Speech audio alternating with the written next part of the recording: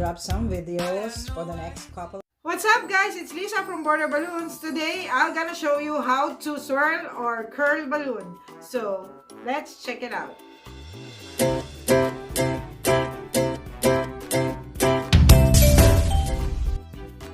How to swirl or curl balloon.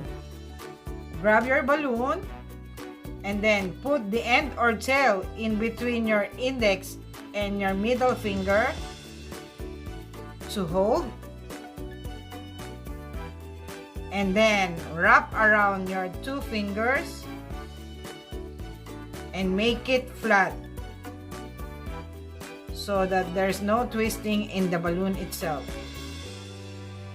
And then put the nozzle in the inflator and inflate.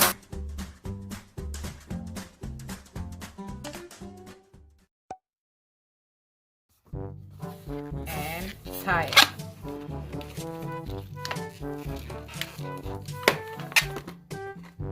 And that's how you swirl or curl balloon.